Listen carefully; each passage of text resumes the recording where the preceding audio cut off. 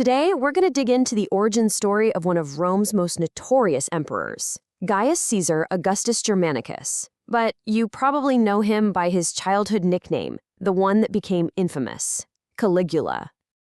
For centuries, that name alone, Caligula, has brought up images of pure madness, of corruption, of absolute tyranny.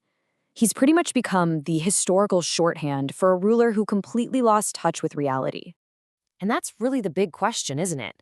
We all think we know the stories, but to really get a handle on the man who became the monster, we have to go all the way back to the beginning. We need to see how a young boy became a tyrant. Because the truth is, the man who would one day become emperor was shaped by an immense and almost unimaginable amount of trauma. His early life wasn't about privilege and getting ready for the throne. It was about constant loss and living in fear. I mean, just look at how fast this all happened. At 7 years old, his father dies, and there are whispers of poison. By the time he's 11, his uncle is murdered. At 14, his own mother and one of his brothers are arrested and shipped off into exile, and by 18, his last brother is thrown in prison. In just over 10 years, his entire family was just gone, systematically wiped out. And just like that, he was completely alone. That whole network, the protection his family name offered, it all vanished. He wasn't just an orphan. He was now a political target, the last male heir of a family that was disgraced and utterly broken. Really, his only shot at survival was a summons from the emperor himself, Tiberius, to the island of Capri. But you gotta understand, this wasn't a rescue mission. It was a test. Here, in the emperor's isolated little world, he had to learn the very dangerous art of political survival. So, history has painted Tiberius's court on Capri as this den of depravity. But for Gaius, the reality was a whole lot more complicated. This wasn't some big party. It was a political masterclass.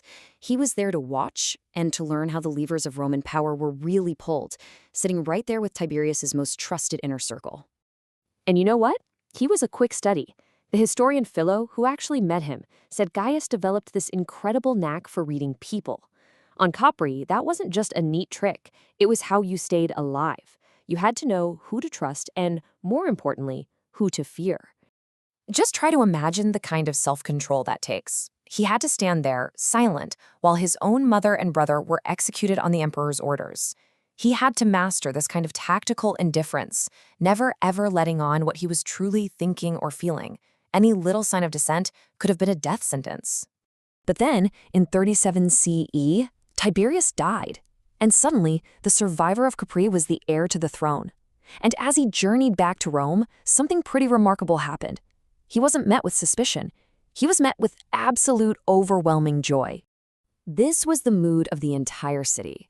The people of Rome called him their exoptatissimus princeps, which, as you can see here, basically means their most earnestly desired emperor.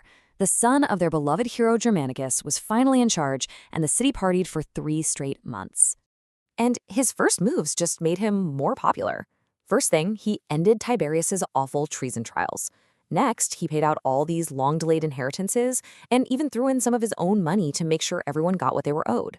He personally sailed out to bring back the ashes of his mother and brother for a proper public burial. And, in what looks like a great sign of unity, he even adopted his co-heir, Tiberius Gemellus. On the political side of things, he adopted a style known as civilitas. This was straight from the playbook of the first emperor, Augustus, a humble, unassuming way of holding power. By acting all traditional and respectful, he put the Senate at ease. They were always worried about another king. For a little while, everything seemed absolutely perfect. But this golden age, it was dangerously brief. The first major crisis of his reign came out of nowhere.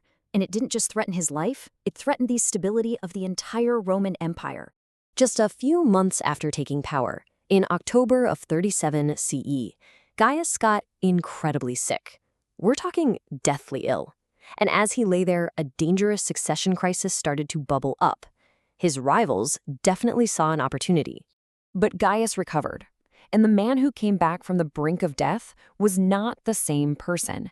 His very first move was against his co-heir, Tiberius Gemellus. Accusing him of plotting, Gaius forced him to commit suicide. Next on the list was Naevius Macro, the powerful commander of the Praetorian Guard who had actually helped him secure the throne. In a totally brilliant political maneuver, Gaius promoted him to a governorship way out in Egypt just to get him out of the picture. As soon as Macro was isolated, Gaius had him accused of treason and executed. And finally, there was his own father-in-law, the influential senator Junius Silanus. Gaius didn't even need to execute this guy. He just humiliated him in public in front of the whole Senate, stripping him of all his honors until Silanus, seeing which way the wind was blowing, took his own life. Now, later historians would look at this and say, this is it. This is the beginning of his tyranny. But some writers at the time, like Philo, saw it very differently.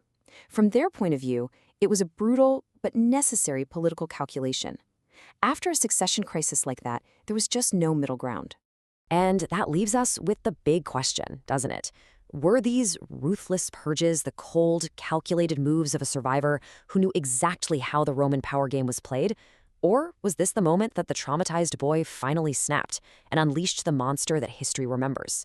The answer isn't simple, and it's a question that really hangs over the rest of his very notorious reign.